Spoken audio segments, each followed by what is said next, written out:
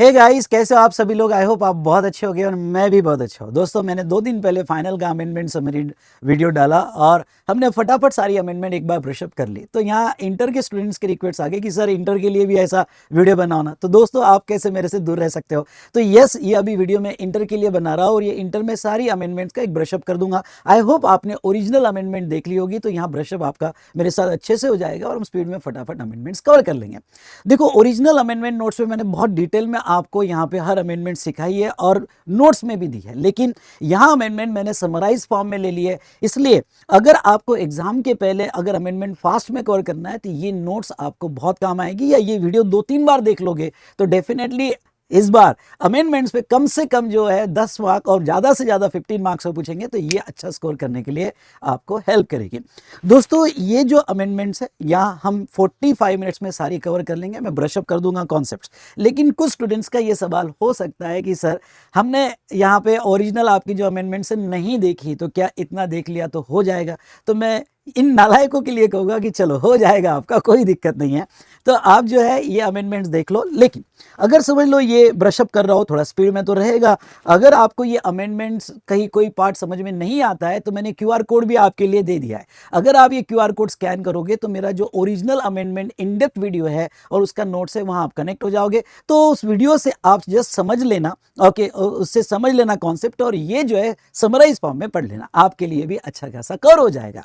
अब जो स्टूडेंट ने अभी रिसेंट मेरी बैचेस लगाई है और हमने तो रेगुलर बैच में अमेंडमेंट्स कवर कर ली थी, तो अब उनका ये कहना है कि सर क्या हम ये अमेंडमेंट्स देखना जरूरी है। अब देखो बेटा, रेगुलर बैच में मैंने अलग अलग चैप्टर्स में अलग अलग जगह अमेंडमेंट्स पढ़ाई, लेकिन ये 8 पेजेस मैंने लिए है और 8 पेजेस में सारी अमेंडमेंट्स को कंप्लीट किया हुआ है। तो बेटा इतना कर लो ना मेरे साथ, ओके, फटाफट हो जाएगा और आपको रेगुलर बैच का याद आ जाएगा। तो ये अमेंडमेंट वीडियो आपके लिए गेम चेंजर होने वाला है और सच में 10 to 15 मार्क्स अच्छा स्कोर करने के लिए हेल्प कर देगा, जो आपको 41st के लिए बूस्ट कर देगा। अब देखो, मैंने ये 8 पेजेस में अमेंडमेंट्स तो खत्म की है, ओके भाई साहब, हाँ 8 पेजेस में अमेंडमेंट पूरी खत्म कर दी है। उसके बाद में कुछ अल्टीमेट समरी ली है आपके लिए, जो एग्जाम के पहले दिन काम आती है। बहुत सारे स्टूडेंट्स को इंटरेस्ट याद करने में मुश्किल जाता है और कभी कभी तो कब से कैलकुलेट करना ओके ये डेट में कन्फ्यूजन होता है। तो ऐसे सिचुएशन में यहाँ पे ओके इंटरेस्ट रेट दिए और यहाँ पे फ्रॉम से कब से कैलकुलेट करना चाहिए टिल डेट, ओके कब तक लेना चाहिए वो मैंने दिया है। मोनेटरी लिमिट्स आपको बताया कि जीएसटी में बहुत सी जगह लिमिट्स, अगर आपको याद होगा तो एम्प्लॉय वाली लिमिट है। उसके बाद में यहाँ पे अकोमोडेशन सर्विस 95 में 7,500, क्योंकि एग्जाम के टाइम हमें कंफ्यूज हो जाता है वो 7,000 था या 7,500 था। तो ये सारी ऐसी लिमिट्स मैंने यहाँ पे ओके ले ली है। अब ये लिमिट क्या करेगी, आपको क्या हेल्प करेगी यहाँ पे जो भी रिलेवेंट है, तो ये लिमिट्स आपको हेल्प करेगी ओके वो सारा रिकॉल करने के लिए जो हमने कहीं पढ़ा हुआ है। तो सारी लिमिट्स हेल्प कर देगी। ओके, साथ साथ में मैंने टाइम लिमिट्स भी दिया है, बहुत सी जगह टाइम लिमिट्स यूज किया हुआ है। ये अमेंडमेंट समझिए रियली आपको बहुत बहुत बहुत ज़्यादा हेल्प करेगी। और फीस और पेनल्टीज, कहीं लेट फी होगी ओके, तो लेट फी पे कभी कभी क्वेश्चंस आते हैं, तो लेट फी और ड्यू डेट्स मैंने ऐसी समरी दे दिया। ये अमेंडमेंट, ये जो समरी है आपने पढ़ लेना है और एग्जाम के पहले, एग्जाम के दिन मॉर्निंग में उठकर ये समरी लेना है और सेंटर पे जाके ये अमेंडमेंट्स, ये सारे लिमिट्स पढ़ लेना है। तो अभी मैं तो आपको अमेंडमेंट्स की समरी पढ़ा दूंगा और अमेंडमेंट की समरी आपको हेल्प कर देगी, और वो बाकी सारी मैंने जो एक डेटाबेस बनाया हुआ है इंटरेस्ट का, लिमिट्स का, लेट फी का, वो डेटाबेस आपने पढ़ लेना है। तो एग्जाम के पहले आपको याद आ जाएगा और आप अच्छे से लिख पाओगे। तो चलिए दोस्तों, अब मैं आपका ज़्यादा टाइम यहाँ पे नहीं लूँगा और हम आगे बढ़ेंगे। अमेंडमेंट समरी हमें फटाफट रिवाइज करनी है 45 मिनट्स में। ये नोट्स आपको कहाँ मिलेगी, तो आपको डिस्क्रिप्शन में मेरी टेलीग्राम लिंक ज्वाइन करनी है। ये टेलीग्राम लिंक ज्वाइन करने के बाद मैंने पिन करके वन स्टॉप सॉल्यूशन लिंक दिया हुआ है, और वन स्टॉप सॉल्यूशन लिंक में आपको अमेंडमेंट सेक्शन में अमेंडमेंट समरी करके नोट्स आपको मिल जाएगा। ये अमेंडमेंट समरी डाउनलोड करो, 8 पेजेस में खत्म कर दो अमेंडमेंट्स, इतना अच्छे से पढ़ लो। ओके, तो चलिए, बाकी क्यूआर कोड का इंपॉर्टेंस तो मैंने आपको दे दिया है। तो शुरू करते हैं हमारी अमेंडमेंट्स। ओके, शुरू करते हैं हमारी अमेंडमेंट्स और पहला topic, and that is concept of supply. Are you ready? Done.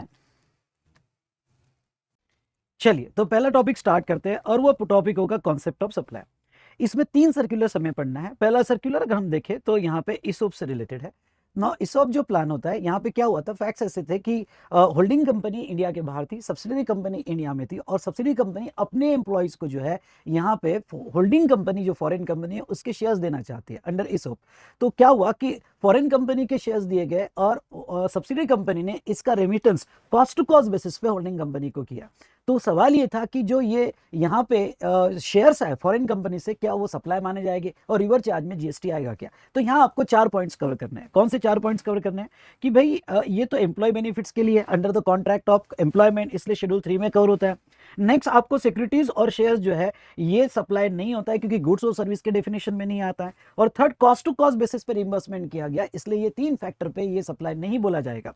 पर इस पे एक्स्ट्रा फीस या मार्कअप या कमीशन आपने लिया, सॉरी फॉरेन कंपनी ने लिया, तो वो इंपोर्ट सर्विस मानी जाएगी और रिवर चार्ज में आपके ऊपर जीएसटी आ जाएगा। तो ये हमारा पहला सर्कुलर कंप्लीट होता है। दूसरा हम देखेंगे सैल्वेज और break value of motor vehicle. अब बहुत सी बार क्या हो जाता है कि समझ लो आपका कोई मोटर व्हीकल है और वो कोई एक्सीडेंट में, एग्जाम्पल ले रहे हैं कि डैमेज हो गया, उसके कुछ कंपोनेंट्स आपको चेंज करना है, आपने इंश्योरेंस क्लेम फाइल किया उसका। अब इंश्योरेंस क्लेम फाइल करने के बाद कुछ जो कंपोनेंट है, समझ लो 50,000 का आपको उसके ऊपर खर्चा आया, तो उसमें जो सैल्वेज निकला, कंपोनेंट्स के पुराने पार्ट्स निकले, तो इंश्योरेंस कंपनी या 2 स्कीम आपको अलाउ करती है। एक, deduction of salvage value from the settlement, और full insured declared settlement value. अब देखो सैल्वेज वैल्यू का डिडक्शन यानी क्या, समझ लो आपका क्लेम प्रोसेस होता है कितना, 50,000, उसमें से जो खराब कंपोनेंट है उसकी सैल्वेज वैल्यू है 5,000, तो इंश्योरेंस कंपनी क्या कहती है कि यहाँ पे ये हम आपको नेट 45,000 देंगे।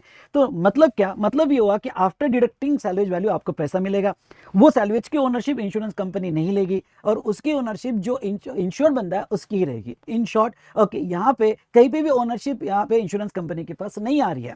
तो ऐसे केस में सीबीआईसी सर्कुलर ने कहा कि अगर ओनरशिप इंश्योरेंस कंपनी की नहीं है तो जो अमाउंट डिडक्ट किया वो सप्लाई नहीं बोला जाएगा, okay, for the insurance company. लेकिन अगर फुल इंश्योर्ड वैल्यू आपको देती है, टोटल 50,000 देती है without deducting salvage value, okay, तो वहां पे सैल्वेज का जो पुराना डैमेज पार्ट है उसका ओनरशिप इंश्योरेंस कंपनी लेती है, और इंश्योरेंस कंपनी बाद में जब इसको सेल करेगी ऑक्शन में या कहीं पे, तो तब वो सप्लाई माना जाएगा।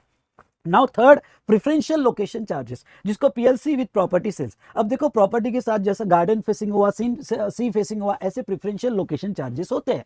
और ये प्रिफरेंशियल लोकेशन चार्जेस बेटा यहाँ पे क्या कंस्ट्रक्शन सर्विस का पार्ट माने जाएंगे, क्योंकि कंस्ट्रक्शन इंटेंडेड फॉर सेल, अगर आपको याद होगा बिल्डिंग बिफोर कंप्लीशन सर्टिफिकेट 1 भी रुपया मिल गया तो उस पर जीएसटी आता है। तो ऐसे सिचुएशन में यस, ये कंपोजिट सप्लाई माना जाएगा, और अगर ओरिजिनल कंस्ट्रक्शन टैक्सेबल है तो as a part of original construction ये फुल्ली टैक्सेबल हो जाएगा।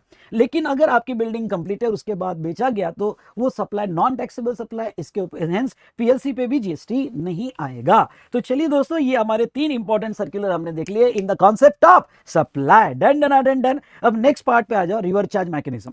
इसमें 2 बातें आपको याद रखनी है। कौन सा? एक मेटल स्क्रैप वाला, इस बार क्वेश्चन बड़ा फिक्स है, और metal scrap by URP to RP liable to GST under RCM. इसका आगे एक चार्ट भी मैं एक्सप्लेन करूंगा। सो बस आप इतना समझ लो कि अगर सप्लाई ऑफ गुड्स है, मेटल स्क्रैप है और यूआरपी टू आरपी होगा, बोलो मेरे साथ, यूआरपी टू आरपी होगा तो रिवर चार्ज लग जाएगा। और एक सर्विस इन्होंने रिवर चार्ज के लिए ऐड की है, और इंपॉर्टेंट रखना, renting of any immovable property other than residential dwelling by URP to RP liable to GST under RCM.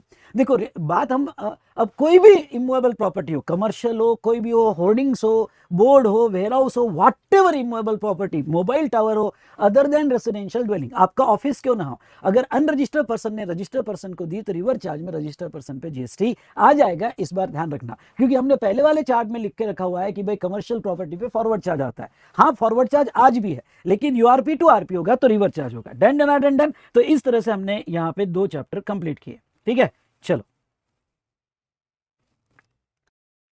चलिए, तो अब देखते हैं यहाँ पे एग्जम्पशन अंडर जीएसटी। इसमें कुछ एग्जिस्टिंग एंट्री में अमेंडमेंट हुई है, पर छोटी छोटी अमेंडमेंट्स हुई है, और कुछ न्यूली इंसर्टेड एंट्रीज है वो मैं पढ़ा दूंगा, और लास्ट में हम सर्कुलर देखेंगे। तो एग्जम्पशन चैप्टर में सबसे पहले renting of residential dwelling for residence to unregistered person exam था, लेकिन इसमें जो है इन्होंने अब एक्सेप्शन लाया कि अगर अकोमोडेशन सर्विस होगी, और अकोमोडेशन सर्विस हॉस्टल में, पीजी में यानी पेइंग गेस्ट कैंप में, तो हॉस्टल, कैंप, पीजी या स्टूडेंट हाउसिंग वगैरह होगा, तो वो केस में अकोमोडेशन सर्विस को ये एग्जाम्पशन नहीं लगेगा, क्योंकि इसके लिए सेपरेट एंट्री आ चुकी है। उसके बाद में एजुकेशन और ट्रेनिंग ये सर्विस में यहाँ पे इन्होंने एक छोटा सा चेंज किया है, पहले एनसीवीटी था तो अब एनसीवीईटी आ गया है, national council for vocational and educational training. उसके बाद में फ्लाइंग ट्रेनिंग कोर्सेज जो अप्रूव्ड बाय डीजीसीए है, ये भी रिकॉग्नाइज्ड एजुकेशनल सर्विसेज मानी जाएगी और उसको भी एग्जम्पशन दे दिया जाएगा। उसके बाद में यहाँ पे एग्जम्पशन स्किल इंडिया को प्रमोट करने के लिए स्किल एंड डेवलपमेंट प्रोग्राम को गवर्नमेंट ने एग्जम्पशन दिया 2 सेक्टर में। एक यहाँ पे स्किल एंड ट्रेनिंग, स्किल और vocational training of Deendayal Upadhyay Kaushal Yojana और by NCVT, recognized by NCVT, इसके अंदर स्किल डेवलपमेंट अगर स्किल देते हो तो एग्जम्पशन दिया गया है। और उसके बाद में on service provided by NSDC, NCVT, recognized awarding bodies, assessment agency, again skill development program होगा, including national skill development program होगा, national skill certification scheme और या approved qualification होगा, तो वो केस में exemption दिया गया। तो 2 skill development program आपने पढ़ के जाना, बाकी ऐसी कोई यहाँ पे खास अमेंडमेंट नहीं है। जो इंपॉर्टेंट है मैं आपको बता दूंगा, न्यूली इंसर्टेड एंट्री में क्या रहेगा, तो अकोमोडेशन सर्विस, भाई साहब इस बार इस पे क्वेश्चन पक्का है, अच्छे से पढ़ के जाना। अगर आप कहीं पे अकोमोडेशन सर्विस दे रहे हो और वहां पे पर पर्सन पर मंथ अमाउंट 20,000 या उससे कम होना चाहिए, बोलो मेरे साथ 20,000 या उससे कम होना चाहिए, और तुम्हारा कंटिन्यूअस 90 डेज या उससे ज्यादा वहां पे स्टे होना चाहिए, तो वो सिचुएशन में वो सर्विस एग्जाम मानी जाएगी। फिर वो हॉस्टल हो, पीजी हो या फिर आपका होटल भी हो, होटल या कोई भी हो, तो यहाँ पे अकोमोडेशन सर्विस मानी जाएगी। नाउ इसमें इन्होंने क्लियर कहा कि कंडीशन है कि hostel accommodation, service apartment, hotel book for a longer period ये भी कवर होगा, या hotels run by charitable trust और जिसमें 90 डेज से ज्यादा आप होटल में रह रहे हो, धर्मशाला में रह रहे हो और अमाउंट 20,000 पर पर्सन पर मंथ से कम है या उतना है, तो एग्जम्पशन दे दिया जाएगा। सेकेंड, एफिलिएशन सर्विस, ये भी इंपॉर्टेंट है। एफिलिएशन सर्विस अब यहाँ पे सेंट्रल स्टेट एजुकेशनल बोर्ड या काउंसिल देता है या यूनिवर्सिटीज टू कॉलेजेस देता है। यूनिवर्सिटीज टू कॉलेजेस देता है तो टैक्सेबल होगा। अगर बोर्ड या काउंसिल यहाँ पे सर्विस दे रहा है और वो स्कूल को दे रहा है जो own control run by government या लोकल अथॉरिटी या गवर्नमेंटल अथॉरिटी होगा, तो वहां एग्जम्पशन दे दिया जाएगा। लेकिन प्राइवेट स्कूल को दिया तो टैक्सेबल कर दिया जाएगा। नाउ ये भी एक अच्छा एग्जम्पशन है, इंडियन रेलवे की बहुत सारी छोटी छोटी सर्विसेज को इन्होंने एग्जम्पशन दे दिया, like ticket sales, retiring, waiting rooms, cloak room, battery operated car services, ये सारी अब रेलवे स्टेशन पे भी एग्जम्पशन दे दिया गया है।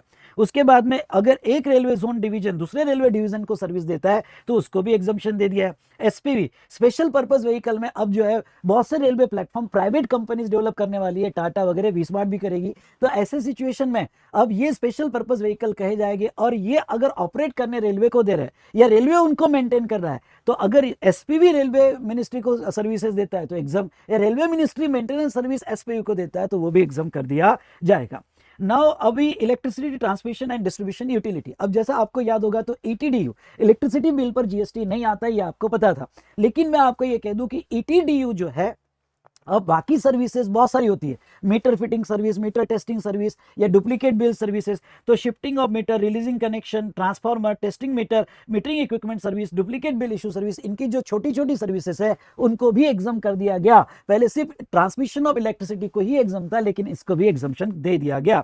उसके बाद में research and development services, research and development services अगर फंडेड बाय गवर्नमेंट होगी और नोटिफाइड रिसर्च इंस्टीट्यूशन को दिया गया होगा तो एग्जाम होगा, प्रोवाइडेड दैट ये नोटिफाई होना चाहिए वो research institution eight the time of supply, बाद में नोटिफाई हुआ तो नहीं चलेगा, eight the time of supply ratify होना चाहिए। री इंश्योरेंस सर्विस यहाँ पढ़ लेना, ओके, यहाँ पे रिट्रोसेशन सर्विसेज, मतलब अगर कोई अनदर इंश्योरेंस कंपनी को सेडिंग करना तो वो रिट्रोसेशन सर्विसेज कही जाएगी और वो भी री इंश्योरेंस में कवर कर लिया गया और उसको एग्जम्पशन दे दिया गया। ये इंपॉर्टेंट है। Import of service by foreign airline establishment, जैसा ओके इमार एयरलाइंस, तो ऐसे केस में यहाँ पे उनका एक ऑफिस इंडिया में और एक ऑफिस इंडिया के बाहर है, तो दोनों ऑफिसेस एक में को सर्विस दे रही है विदाउट कंसिडरेशन, तो उसको एग्जम्पशन दे दिया गया, पर ये ऑफिसेस के सर्विस को एग्जम्पशन दिया गया है। अगर ट्रांसपोर्ट सर्विस होगी तो उसको कोई एग्जम्पशन नहीं है। और ministry of civil aviation certifies that ये बायलैटरल एग्रीमेंट में है, ओके, एंड इंडियन एयरलाइन को भी वहां पे ऑफिसेस को एग्जम्पशन मिलता है, तो ये सारी कंडीशन पे एग्जम्पशन दिया गया है।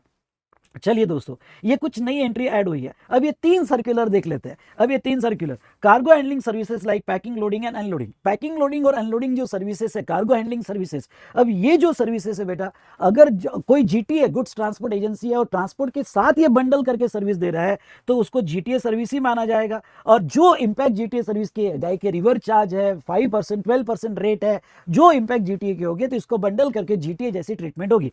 लेकिन अगर इसके लिए सेपरेट इनवॉइस दे दिया गया और सेपरेट कॉन्ट्रैक्ट है तो फिर वो जीटीए सर्विस नहीं माना जाएगा, वो कार्गो हैंडलिंग सर्विस माना जाएगा और स्ट्रेट फॉरवर्ड 18% का जीएसटी लगेगा। उसके बाद में नेक्स्ट यहाँ पे okay, loan from overseas affiliate to Indian affiliate. अब देखो overseas affiliate to Indian affiliate, बहुत सारी मेरी रिलेटेड कंपनी दुबई में है या एफिलिएट मेरा दुबई में और वो मुझे लोन दे रहा है, तो ऐसे केस में बहुत से डिपार्टमेंट ने ये एक्शन लिया था कि भाई वो तुझे लोन दे रहा है, ओके, लोन की प्रोसेसिंग फीस होती है, चलो लोन पे तो जीएसटी नहीं आता है, इंटरेस्ट भी एग्जम्प्ट है, लेकिन लोन की जो प्रोसेसिंग फीस है और तेरे को नहीं लगाया गया क्योंकि तुम रिलेटेड हो, पर पैरा 4 ऑफ शेड्यूल 1 कहता है कि import of service from related person, तो वो विदाउट कंसिडरेशन होगी in the course of business, तो भी जीएसटी आ जाएगा, सप्लाई माना जाएगा।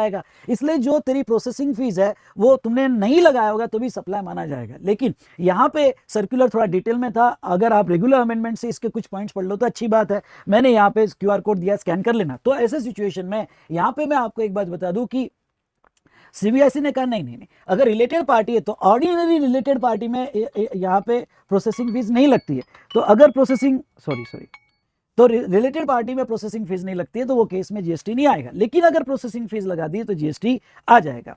और स्टैट्यूटरी कलेक्शन बाय रेरा अगर कोई भी स्टैट्यूटरी कलेक्शन कर रहा है बिकॉज ऑफ नॉन कंप्लायंस और एक्स्ट्रा, तो उसको भी एग्जम्पशन दिया गया। तो इस तरह से हमारा एग्जम्पशन चैप्टर खत्म हुआ। डन।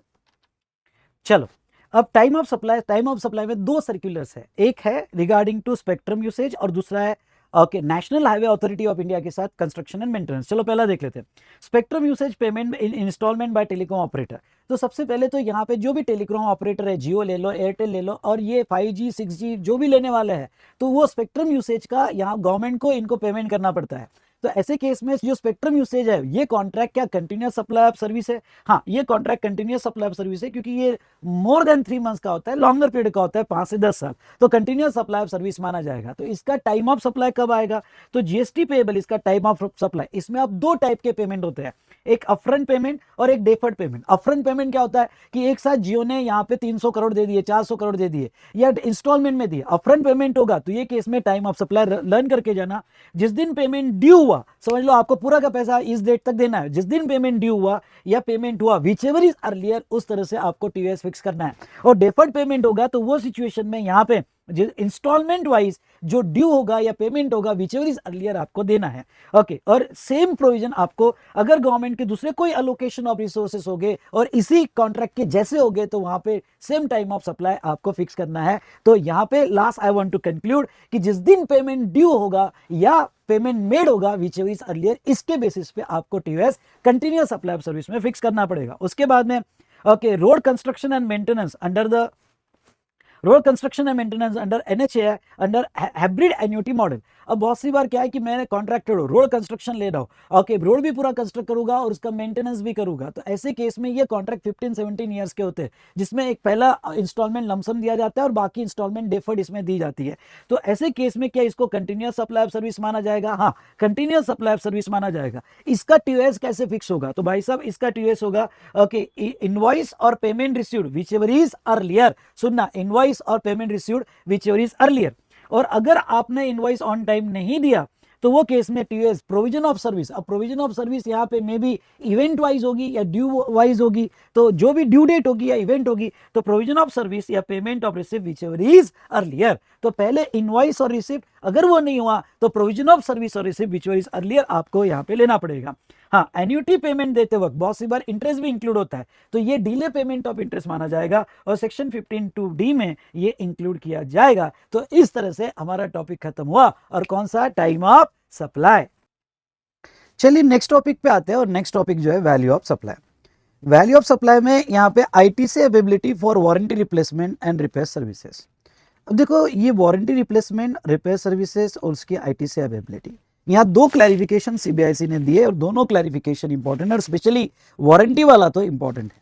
अब ये पहला वाला क्या है? देखो, बहुत सी बार समझ लो आपने व्हीकल परचेज किया और व्हीकल में ड्यूरिंग वारंटी है और कुछ गड़बड़ आ गई, कोई कंपोनेंट में गड़बड़ आ गई, तो आप डीलर के पास जाते हो और कहते हो कि देखो भाई, हम 1 ईयर के वारंटी में है, तो यहाँ पे ये कंपोनेंट खराब हो गया, या कोई इलेक्ट्रॉनिक आइटम्स परचेज किया। तो ऐसे सिचुएशन में सवाल क्या हो जाता है कि आपको इमीडिएट सर्विस चाहिए क्योंकि आपका तो काम अटका हुआ है, लेकिन अब वो डीलर क्या कहता है? डीलर कहता है कि देखो, आप ये बाइक आपको 15 दिन हमारे शोरूम में रखना पड़ेगा, 15 दिन शोरूम में रखने के बाद क्या होगा? तो वो उसके बाद जो है आप कंपोनेंट आएगा, स्पेयर आएगा और आपको वापस दे दिया जाएगा, रिप्लेस करके दे दिया जाएगा। लेकिन इसके लिए ना आप एग्री नहीं होते हो। क्यों एग्री नहीं होते इसके लिए? क्योंकि 15 दिन कौन अटका के रखेगा? तो बहुत सी बार डीलर सपोर्ट देता है। और डीलर क्या सपोर्ट देता है कि ठीक है, ये स्पेयर कंपोनेंट मेरे पास स्टॉक पड़ा हुआ है, मेरे पास, मैं आपको फ्री ऑफ कॉस्ट लगा देता हूँ और आपकी रिक्वेस्ट पे मैं कंपनी से ले लूंगा और कंपनी का जो स्पेयर है मैं अपने स्टॉक में रख दूंगा। तो फिर सवाल क्या आ जाता है कि जो ये डीलर ने आपको फ्री दिया कंपोनेंट, क्या उस पर जीएसटी आएगा क्या?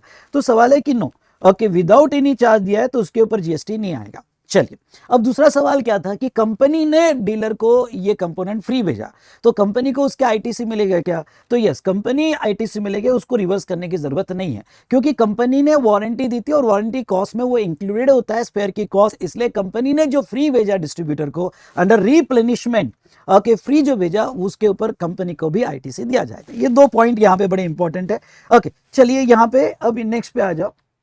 अब इस पे मैं एक्सपेक्ट कर रहा हूँ वारंटी में दो टाइप की वारंटी होती है, basic warranty and extended warranty. अब दोस्तों, बेसिक वारंटी तो वैल्यू में इंक्लूडेड होती है, तो साथ साथ में टोटल प्राइस पे जीएसटी लग जाता है, हम उसकी बात नहीं करेंगे, हम स्पेशली ध्यान देंगे एक्सटेंडेड वारंटी। अब इसमें क्लैरिफिकेशन क्या है कि extended warranty at the time of supply अगर दिया गया कि भाई देखो 1 साल की तो बेसिक वारंटी है और आप 3 साल एक्सटेंड कर सकते हो, और अभी कार खरीद रहे हो तो आप इंजन का 3 साल का एक्सटेंडेड वारंटी अभी ले लो। अगर वो eight the time of supply of कर लिया गया तो वो केस में वो कंपोजिट सप्लाई माना जाएगा और मेन सप्लाई गुड्स का है, इसलिए गुड्स के रेट एग्जाम्पल के तौर पर price of the goods 1 lakh है, एक्सटेंडेड वारंटी 20,000 है, गुड्स का रेट 12% है, वारंटी का 18% है, लेकिन 12% लगेगा क्योंकि वो कंपोजिट सप्लाई माना जाएगा।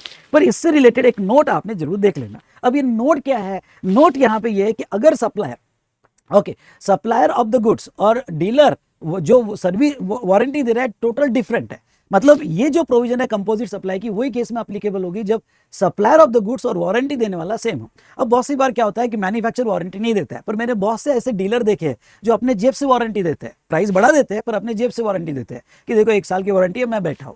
ओके, तो ऐसे सिचुएशन में जिसने अगर अपने जेब से वारंटी दिया तो वो सिचुएशन में ये कंपोजिट सप्लाई का प्रोविजन अप्लीकेबल नहीं होगा, क्योंकि उसने वारंटी का सेपरेट धंधा किया। अगर उसने वारंटी का सेपरेट धंधा किया तो वो as a supply of service ही जाएगा। अगर एक्सटेंडेड वारंटी, अब सेकंड वाले पार्ट में आ जाओ, extended warranty at the time of supply नहीं दिया गया, आफ्टर सप्लाई दिया गया, तो फिर ये कंपोजिट सप्लाई का पार्ट नहीं माना जाएगा और इसे सप्लाई ऑफ सर्विस में क्लासिफाई कर दिया जाएगा। Done done done done. Rate no doubt जो सर्विस का रेट होगा वही कंसीडर होगा। उसके बाद में नेक्स्ट ये सर्कुलर जो है, अच्छा सर्कुलर है, क्वेश्चन आ सकता है। लाइफ इंश्योरेंस कंपनी रूल 32, अगर आपको याद होगा तो रूल 32 में लाइफ इंश्योरेंस के लिए सेविंग अमाउंट डिडक्ट हो जाता है और जो आपका रिस्क टुवर्ड रिस्क है वही ऐड होता है। समझ लो 10,000 का प्रीमियम है तो 10,000 में सेविंग अमाउंट है 8,000, तो 8,000 डिडक्ट हो गया और आपका क्या बचा बेटा 2,000, तो 2,000 पे जीएसटी देना पड़ेगा। तो एक सवाल इसमें खड़ा हो गया था कि भाई इंश्योरेंस कंपनी बहुत सारे इनपुट और इनपुट सर्विस के क्रेडिट ले रही है, लेकिन टैक्स वो टोटल 10,000 प्रीमियम पे नहीं दे रही है। कितने पे दे रही है? तो टुवर्ड रिस्क जो यहाँ पे सेविंग डिडक्ट करने के बाद 2,000 है उसके ऊपर ही जीएसटी दे रही है। तो क्या उनको आईटीसी भी प्रोपोर्शनेट करना पड़ेगा? नहीं, ओके, क्योंकि जो सेविंग डिडक्ट किया कोई वो एग्जाम नहीं था, नॉन टैक्सेबल नहीं था, एक्चुअल वो सप्लाई ही नहीं था, वो सेविंग है, सप्लाई ही नहीं था। तो ऐसे केस में वो डिडक्ट करने की कोई भी जरूरत नहीं है और वो एग्जाम भी नहीं है, तो आईटीसी भी, सॉरी, वो डिडक्ट आप जो कर रहे हो तो आईटीसी प्रोपोर्शनेटली रिवर्स करने की कोई भी जरूरत नहीं है। और वो भीम यूपीआई, ये तो ठीक है, ये तो आपने पढ़ लेना। तो इस तरह से हमने वैल्यू ऑफ सप्लाई, ओके, ये टॉपिक का डिस्कशन कंप्लीट किया। डन। चलिए अब नेक्स्ट टॉपिक देख लेते हैं, आईटीसी। आईटीसी की कुछ इंपॉर्टेंट अमेंडमेंट्स। अमेंडमेंट्स क्या है आपको बता दूं क्या?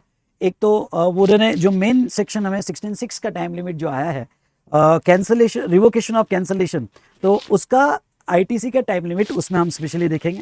उसके बाद में नेक्स्ट जो सर्कुलर पे इस बार आपको क्वेश्चन आ सकता है, और मैं डेमो व्हीकल पे तो बहुत एक्सपेक्ट कर रहा हूँ कि डेमो व्हीकल पे आपको क्वेश्चन पूछें। उसके बाद में इंश्योरेंस कंपनी के आईटीसी पे बातचीत करेंगे, ओके, स्पेशली जब उनके 2 मॉडल होते हैं, एक कैशलेस मॉडल और एक रीइंबर्समेंट मॉडल। और बाकी तो हाँ, एक के सफारी ट्रीट्स प्राइवेट लिमिटेड, उसके बारे में हम बात करेंगे। चलो ओके, तो फटाफट कंप्लीट कर लेते हैं। इनपुट टैक्स क्रेडिट की अगर हम बात करें तो एक 16(5) था, इसमें कोई खास अमेंडमेंट नहीं और पूछेगे नहीं, मतलब खास पूछेगे नहीं। उन्होंने बस ये क्या किया कि जिसके भी आईटीसी क्रेडिट 17, 18 और 2021 के थे और उन्होंने नवंबर 30, 2021 तक ले लिए होगे, इवन दो 17, 18 के होगे तो वैलिड आईटीसी माने जाएंगे। इवन दो आपकी जो नॉर्मल टाइम लिमिट है आईटीसी लेने की, और नॉर्मल टाइम लिमिट क्या है, ओके, सब्सिक्वेंट फाइनेंशियल ईयर के नवंबर एंड या date of annual return which is earlier, उसके पहले लिया तो ठीक, नहीं तो उसके बाद में नहीं मिलता है। लेकिन ओके ये जो फाइनेंशियल ईयर है इसके क्रेडिट आपने 30 नवंबर 2021 तक भी ले लिए होगे तो वैलिड आईटीसी मान लिए जाएंगे और आपको वो रिवर्स करने की जरूरत नहीं है, इवन दो वो टाइम बार्ड हो गया। हाँ, लेकिन ये एज इज वेरिज बेसिस पे रहेगा, मतलब जिन्होंने लिए ठीक है, जिन्होंने नहीं लिया वो वापस से नहीं लेंगे। और दूसरा एक इंपॉर्टेंट जो इन्होंने 16.6 लाया गया टाइम लिमिट का, वो ये है कि देखो बहुत सी बार क्या हो जाता है यहाँ पे, जैसे समझ लो आपका फाइनेंशियल ईयर है, ओके जो भी फाइनेंशियल ईयर 25 26 आपका है और फेब में आपका कोई इनवॉइस था, ओके फेब में इनवॉइस था और उसका क्रेडिट आपको लेना था, लेकिन क्रेडिट लेने के पहले आपका रजिस्ट्रेशन कैंसिल हो गया, ओके आपका रजिस्ट्रेशन कैंसिल हो गया, अब उसका क्रेडिट नहीं लिया गया और यहाँ पे आप रिवोकेशन के लिए अप्लाई किए और आपको रिवोकेशन ऑर्डर आ गए। अब सिंपल वे में समझ लो क्या है, सिंपल वे में ये है कि अगर यहाँ रिवोकेशन ऑर्डर आपको आ गए, सुनिए, और वो आपके नॉर्मल टाइम लिमिट के पहले आ गई, आपकी नॉर्मल टाइम लिमिट क्या है, ओके इसकी सब्सिक्वेंट फाइनेंशियल ईयर के 30 नवंबर और date of annual return which is earlier, ये आपकी नॉर्मल टाइम लिमिट है। तो नॉर्मल टाइम लिमिट के पहले वो रिवोकेशन हो गया तो आपकी जो नॉर्मल टाइम लिमिट है वो कंसीडर होगी, वो कंसीडर होगी, मतलब आप इसका आईटीसी 30 नवंबर तक ले सकते हो या date of filing annual return तक ले सकते हो। लेकिन अगर इसका जो आपको रिवोकेशन मिला और ये रिवोकेशन जो है ओके यहाँ पे आपके टाइम लिमिट के बाद मिला, मतलब टाइम लिमिट निकल गई और बाद में रिवोकेशन ऑर्डर आया, अब आप रजिस्टर्ड थे, इसके बिटवीन तो आप क्रेडिट ले ही नहीं सकते थे क्योंकि रजिस्ट्रेशन ही कैंसिल हो गया था और रिवोकेशन बाद में आया।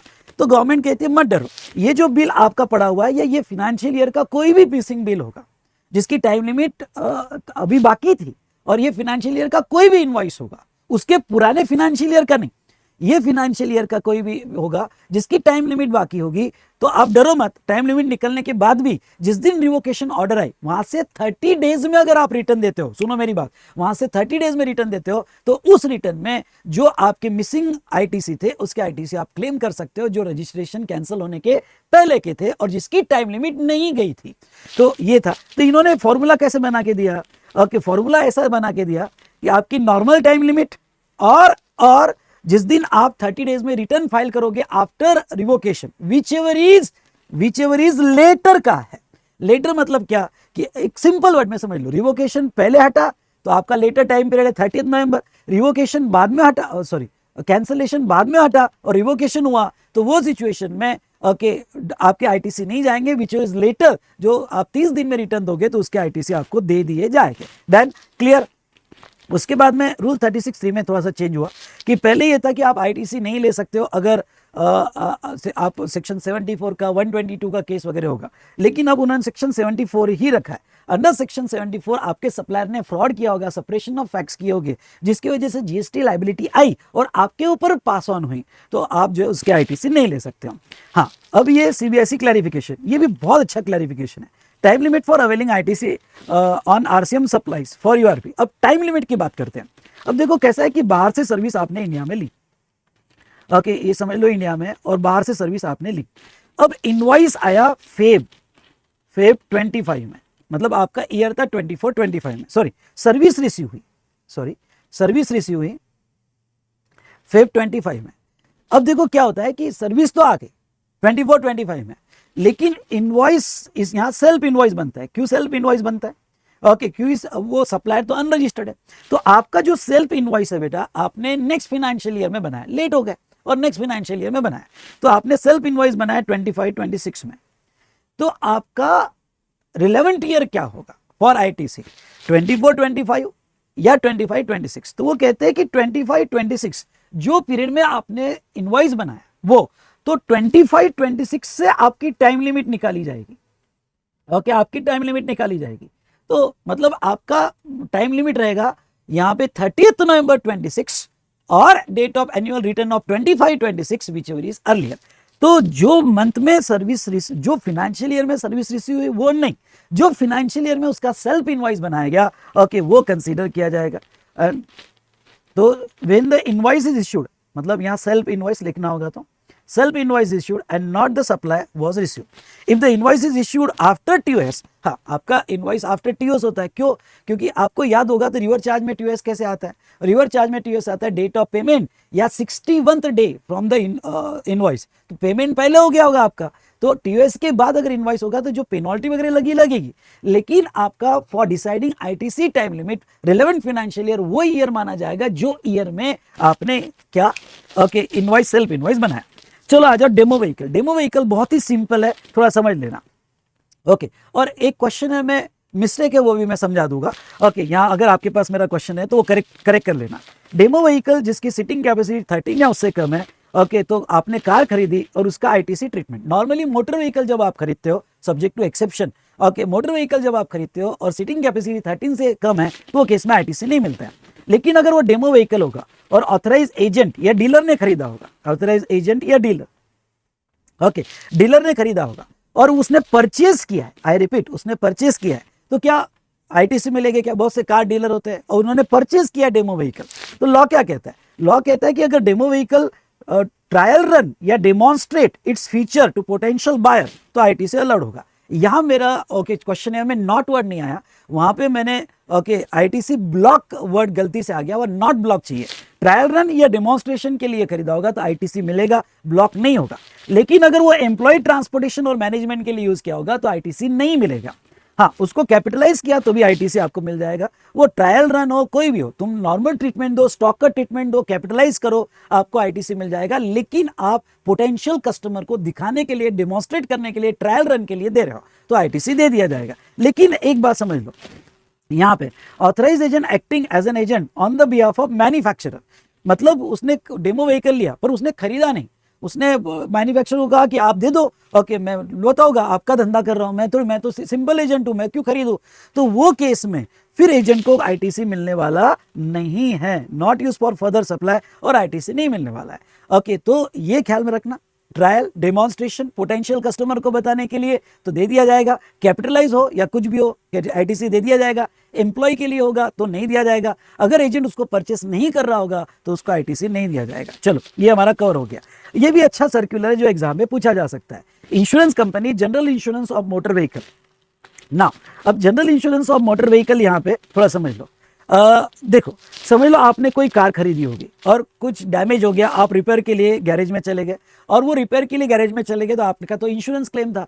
तो अब दो मोड होते हैं, एक कैशलेस मोड होता है और एक रिइंबर्समेंट मोड होता है। तो कैशलेस क्या होता है कि आप उनके ऑथराइज गैरेज में चले जाओ, गाड़ी दे दो, ओके और वो डायरेक्ट बिल प्रोसेस कर देंगे इंश्योरेंस कंपनी के नाम पे, इंश्योरेंस कंपनी से पैसा मिल जाएगा, आपका कैशलेस हो गया, आपको कुछ करना ही नहीं है, जैसे हॉस्पिटल में होता है। तो ऐसे सिचुएशन में अगर कैशलेस मेथड है तो वो केस में जो गैरेज वाले ने इनवॉइस दिया, किसको इनवॉइस दिया? इंश्योरेंस कंपनी को, उसका आईटीसी उसको मिल जाएगा क्या? यस, क्योंकि इनवॉइस उसके ही नाम का है और आईटीसी मिल जाता है। और ये जो है एक्सेप्शन में है ब्लॉक क्रेडिट में, मतलब इंश्योरेंस कंपनी अगर ये सर्विस ले रही है तो उनको आईटीसी दे दिया जाता है। जैसे आपको याद होगा तो वो मोटर व्हीकल जैसे उसकी 3 सर्विसेज, कौन सी 3 सर्विसेज? सर्विसिंग, रिपेयर और जनरल इंश्योरेंस, आईटीसी ब्लॉक है, लेकिन उसका एक्सेप्शन देखोगे तो इंश्योरेंस कंपनी को आईटीसी दे दिया जाएगा।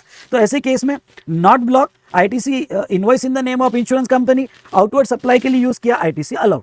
लेकिन अगर यहां पे रिइंबर्समेंट मेथड होगी, अब रिइंबर्समेंट मेथड मतलब क्या कि आप पहले रिपेयर करवा रहे हो, इनवॉइस आपके नाम का है, आपने पेमेंट कर दिया, फिर सारा बिलिंग और फाइल आपने इंश्योरेंस कंपनी को दिया, इंश्योरेंस कंपनी ने क्या किया? फिर आपको रिइंबर्समेंट किया। तो क्या इंश्योरेंस कंपनी ये इनवॉइस का आईटीसी ले पाएगी क्या? ये इनवॉइस का आईटीसी ले पाएगी क्या? Answer is no, insurance company ये इनवॉइस का आईटीसी नहीं ले पाएगी।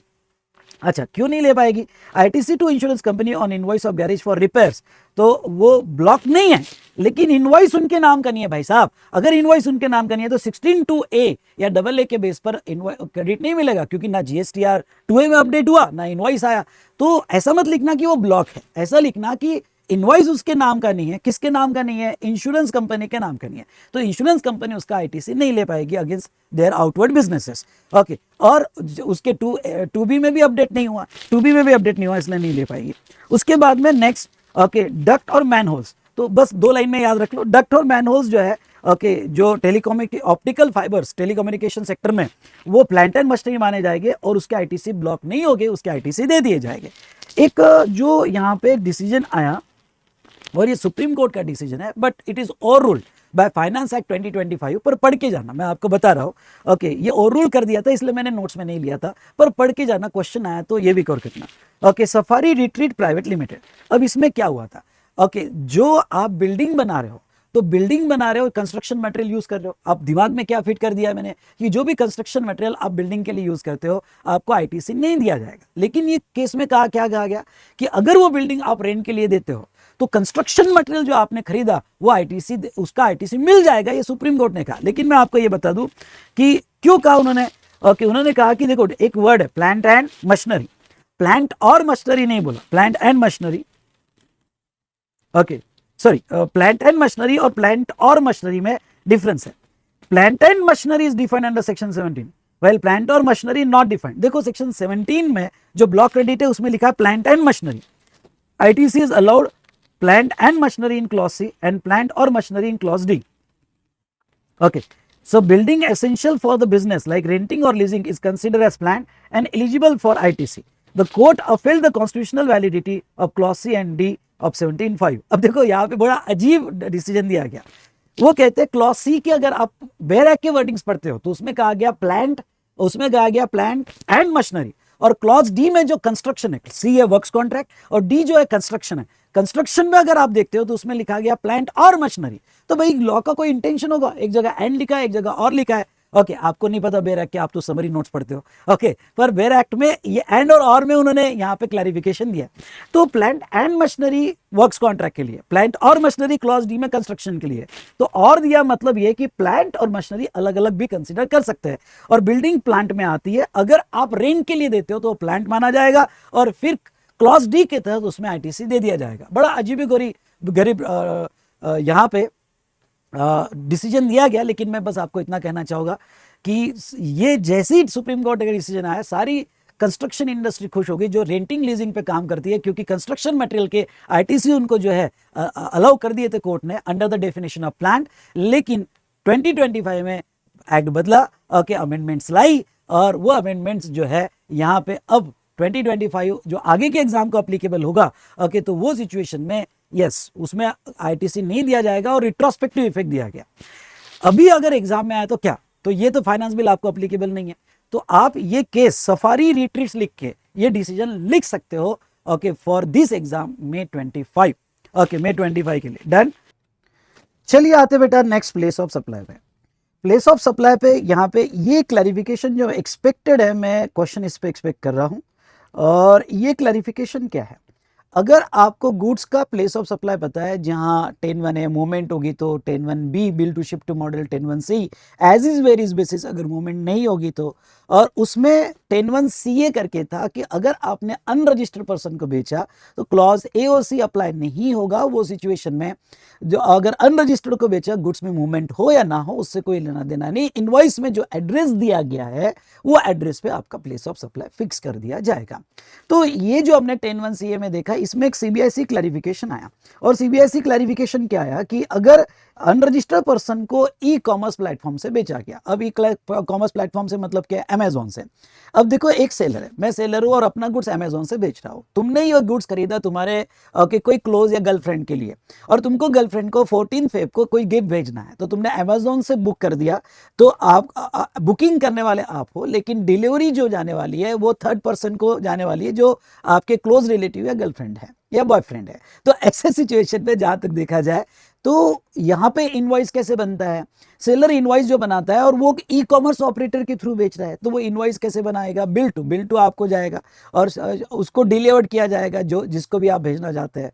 तो ऐसे केस में सीबीआईसी ने कहा कि जब अनरजिस्टर्ड को पर्सन को बेचा गया तो बिल टू शिप टू वाला क्राइटेरिया नहीं लगाना। ये केस में इलेक्ट्रॉनिक कॉमर्स ऑपरेटर से बेचा गया, अनरजिस्टर्ड पर्सन को बेचा गया, तो 10(1)CA के तहत उसका प्लेस ऑफ सप्लाई क्या लिया जाएगा, तो उसका प्लेस ऑफ सप्लाई जो एड्रेस है इनवॉइस में वो नहीं लिया जाएगा, और कि जो डिलीवरी का एड्रेस है वो उसका प्लेस ऑफ सप्लाई लिया जाएगा। इसके ऊपर क्वेश्चन इस बार एग्जाम में आ सकता है, तो ध्यान से ओके यहाँ पे देखिएगा। चलिए नेक्स्ट टॉपिक स्टार्ट करते हैं।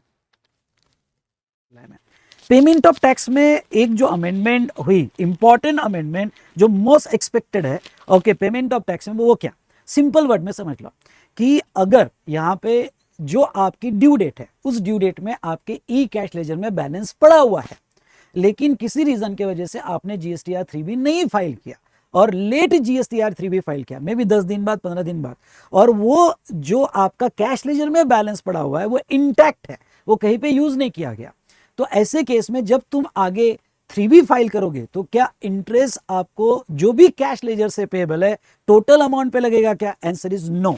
बहुत अच्छी प्रोविजन आई है और उन्होंने कहा कि अगर आपके कैश लेजर से पेबल आ रहा है 2 लाख और आपके बैलेंस पड़ा था कि आपके सफिशिएंट बैलेंस आपके कैश लेजर में पड़ा, तो इवन दो आपने 3B लेट फाइल किया, आपको लेट पेमेंट का इंटरेस्ट नहीं लगेगा।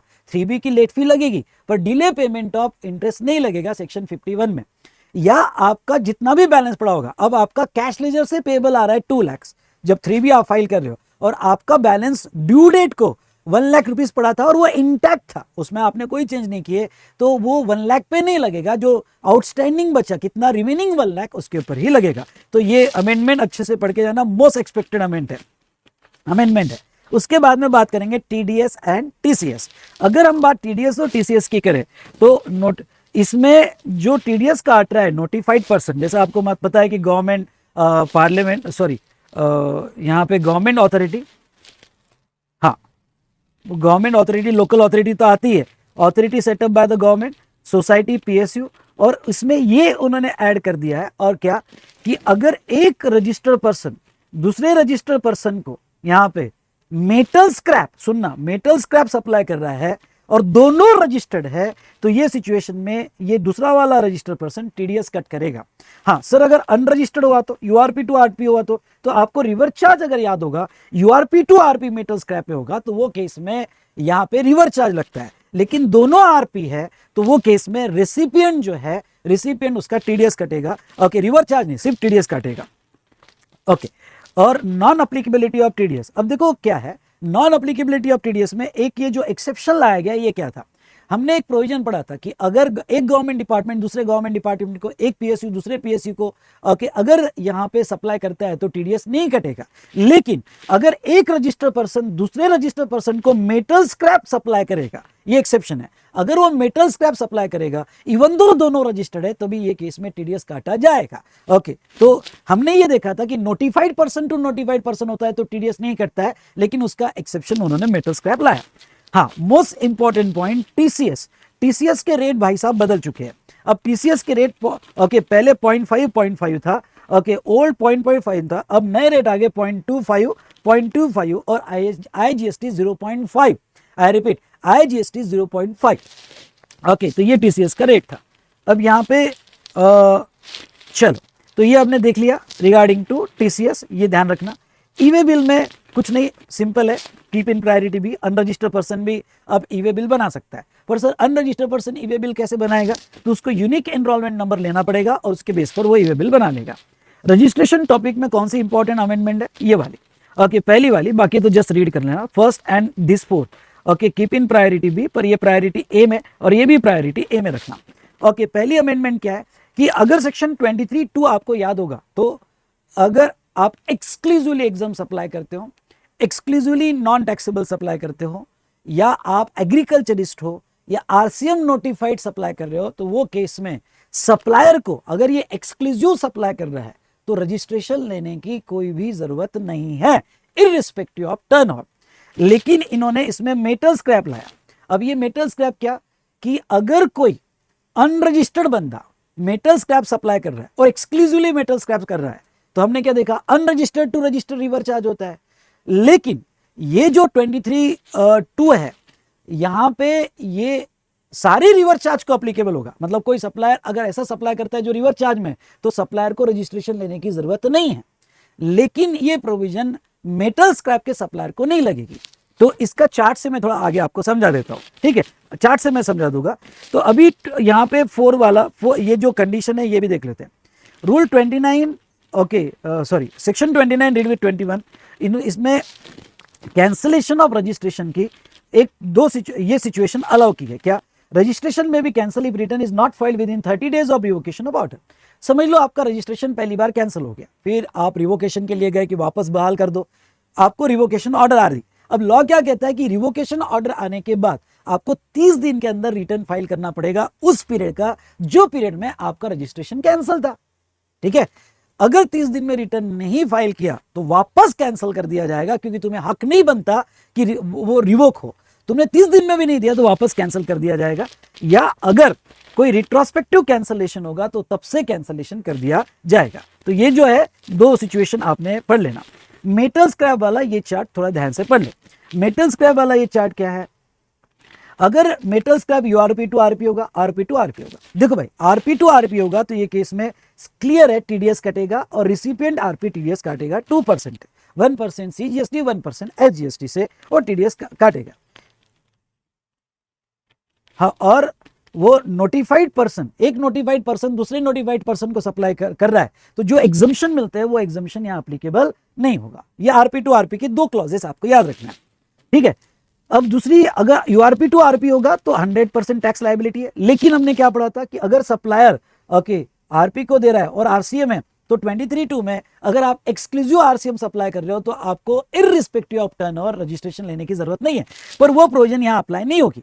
मतलब यूआरपी जब तक थ्रेशोल्ड में है, may be 10 lakh, 20 lakh, 40 lakh, okay, जब तक थ्रेशोल्ड में है तब तक रिवर चार्ज है, और जैसे ही उसका थ्रेशोल्ड क्रॉस हो गया ओके, उसको रजिस्ट्रेशन लेना पड़ेगा, उसको registration provision and TDS provision applicable हो जाएगी। फिर क्या है, सप्लायर भी रजिस्टर्ड हो जाएगा क्योंकि थ्रेशोल्ड के ऊपर है, और लेने वाला भी ओके, लेने वाला भी रजिस्टर्ड है, तो वो केस में फिर वो शिफ्ट हो जाएगा टीडीएस के प्रोविजन में। समझ में आया क्या आपको?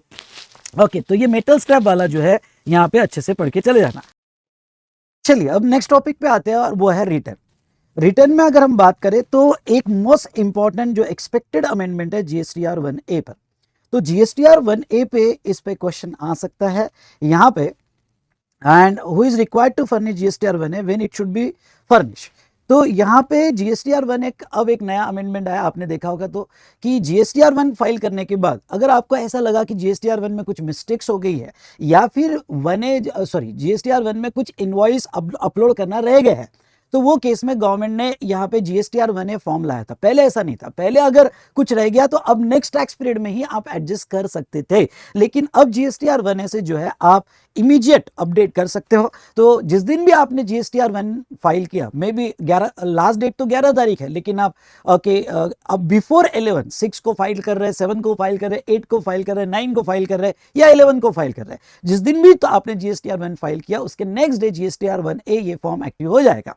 अब ये फॉर्म ऑप्शनल है, कोई कंपलसरी नहीं है। अगर आपकी मिस्टेक हुई होगी या कोई अपडेशन रह गया होगा जीएसटीआर 1 में, तो 1A फाइल करके आप उसको कंप्लीट कर सकते हो। लेकिन ये कब तक अलाउड है? ये अलाउड है जीएसटीआर 3B फाइल करने के पहले।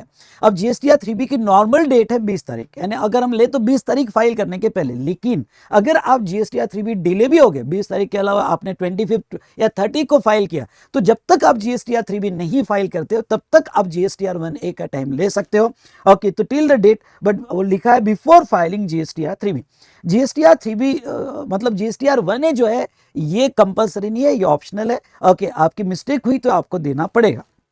ओके, तो ये था जीएसटीआर 1A से रिलेटेड। हाँ, लेकिन मैं ये कहूंगा कि अगर इसके ऊपर क्वेश्चन आता है तो आरटीपी में एक अच्छा क्वेश्चन कवर किया है इस बार की आरटीपी। प्लीज मेरी रिक्वेस्ट है, most of the provision amendments पे, तो अमेंडमेंट पे केस स्टडी कैसे आती है, इसलिए आरटीपी पढ़ के जाना। अगर हो सके तो मेरा ये अमेंडमेंट वीडियो देखने के बाद, सुनिए मेरी बात, अमेंडमेंट की वीडियो देखने के बाद इमीडिएटली आरटीपी देखो, आपका कॉन्फिडेंस बूस्ट हो जाएगा और मजा आ जाएगा इस बार। ठीक है, तो सर आरटीपी का वीडियो डाल दो ना बेटा, आप अमेंडमेंट्स मैंने कवर कर ली, उतना तो कर लो ना। ओके, और आरटीपी देखकर जाना ही है। ओके, तो चलिए ये हमने देखा जीएसटीआर 1 और 1A में एक अपडेट है। आपको पता है कि हमें जीएसटीआर 1 में ओके इनवॉइस वाइज डिटेल देनी पड़ती है अगर B2B ट्रांजैक्शन होगा, और अनरजिस्टर्ड का होगा और इंटरस्टेट होगा तो पहले एक प्रोविजन थी कि 2.5 लाख के ऊपर इनवॉइस होगा तो आपको उसकी भी इनवॉइस वाइज डिटेल देनी पड़ती है। लेकिन अब वो 2.5 लाख की जगह 1 लाख हो चुका है। ओके, यहाँ पे स्पेशली 1 लाख हो चुका है, और कंसोलिडेटेड इनवॉइस में भी अगर इंटरस्टेट सप्लाईज टू यूआरपी होगा ओके, तो अगेन वहां पे 2.5 लाख की जगह 1 लाख हो चुका है। बाकी एक इंपॉर्टेंट अमेंडमेंट है कि कंपोजिशन डीलर का जीएसटीआर 4 जो है, पहले यहां पर देखा जाए तो ड्यू डेट थी 30 अप्रैल, क्योंकि आपको पता है कि क्वार्टरली स्टेटमेंट होता है और रिटर्न जीएसटीआर 4 में ईयरली होता है, तो पहले 30 अप्रैल थी जिसको अब 30 जून उन्होंने कर दिया है। और एक एनुअल रिटर्न को एग्जम्पशन जो बहुत पहले से चालू है और अभी भी है कि 23-24 का अगर देखा जाए तो 23-24 का अगर आपका टर्नओवर 2 करोड़ के नीचे है तो वो सिचुएशन में आपको एनुअल रिटर्न फाइल करने की जरूरत नहीं है। ये रिटर्न की अमेंडमेंट्स होगी और 8 पेजेस में हमने सारी अमेंडमेंट्स कवर कर लिया। अब इससे और क्या चाहिए आपको, मैंने बहुत अच्छे से समराइज में ओके कवर कर लिया। 1.5 डेज बिफोर एग्जामिनेशन ये पढ़ लेना भाई साहब, और इतने 45 मिनट्स में आपका कवर हो जाएगा। उसके बाद में अल्टीमेट समरी को देखा जाए तो इंटरेस्ट कैलकुलेशन सब एक जगह ले लिए, पूरे जीएसटी में कहाँ का इंटरेस्ट कैलकुलेशन होता है। मॉनेटरी लिमिट्स ले ली, उसमें रूल 86A पढ़ना है तो पढ़ो, नहीं तो छोड़ देना। ओके बाकी बहुत से केस में सारी जीएसटी की जहां जहां भी एग्जम्पशन वगैरह मॉनेटरी लिमिट्स होगी वो सारी मॉनेटरी लिमिट्स मैंने यहाँ पे ले ली है। ओके सेक्शन वाइज आप आपने करना कि आपको अगर कॉन्सेप्ट वाइज लिखना है तो कॉन्सेप्ट वाइज आपने पेंसिल से साइड में लिख देना। उसके बाद में टाइम लिमिट, ओके जैसे कितना दिन में आपने टाइम लिमिट्स में फाइल कर देना चाहिए। सेक्शन 16(2) है 180 डेज में आपने जो है यहाँ पे पेमेंट कर देना चाहिए, वहाँ टाइम लिमिट है। तो ये सारी टाइम लिमिट्स मैंने कवर कर ली, लेट फी कवर कर ली। आपके हिसाब से आपने समरी पढ़ लेना, बहुत आपको हेल्पफुल रहेगी। तो चलिए दोस्तों इस तरह से हमने अमेंडमेंट्स कंप्लीट की है।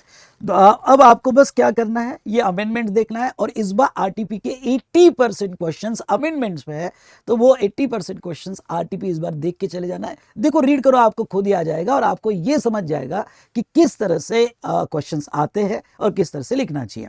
ओके हो सके तो डेली 1-2 क्वेश्चंस अगर टाइम मिले तो आरटीपी के लिख के देख लेना। ओके तो आपको इस बार अमेंडमेंट्स पे जैसे मैंने कहा कि कम से कम 10 मार्क का आएगा और ज़्यादा से ज़्यादा 15 मार्क्स का आएगा, तो ये स्कोर करने के लिए हेल्प करेगा।